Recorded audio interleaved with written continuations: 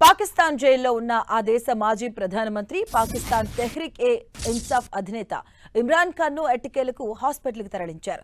రావల్పిండిలోని ఆడియాలా jail నుంచి ఆయన్ను ఇస్లామాబాద్ లోని ఒక ప్రైవేట్ హాస్పిటల్కి అర్ధరాత్రి తరలించారు.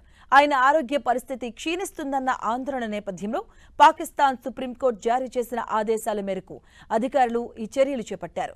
ఇమ్రాన్ ఖాన్ ను 48 గంటల్లోగా ఇస్లామాబాద్ లోని షిఫా ఇంటర్నేషనల్ హాస్పిటల్ కు తరలించాలని సుప్రీంకోర్టు త్రిసభ్య బెంచ్ మంగళవారం ఆదేశించింది.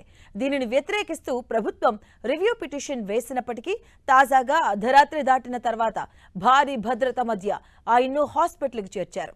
ఇమ్రాన్ ఖాన్ వ్యక్తిగత వైద్యుడు డాక్టర్ ఫైసల్ సుల్తాన్ తో పాటు కార్డియాలజిస్ట్, జనరల్ మెడిసిన్, కంటి నిపుణులతో కూడిన ప్రత్యేక వైద్య బృందం ఆయనకు చికిత్స అందించబోతుంది. ఇమ్రాన్ ఖాన్ కోర్టు ఆదేశాల ప్రకారం సెప్టెంబర్ 16 వరకు హాస్పిటల్లోనే చికిత్స పొందుతారు.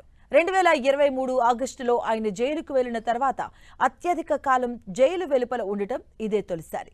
హాస్పిటల్లో వారానికి ఒకసారి కుటుంబ సభ్యులతో ముఖాముఖి భేటీకి, లండన్లో ఉంటున్న తన కుమారులతో వారానికి 2 సార్లు ఫోన్లో మాట్లాడేందుకు కోర్టు అనుమతించింది.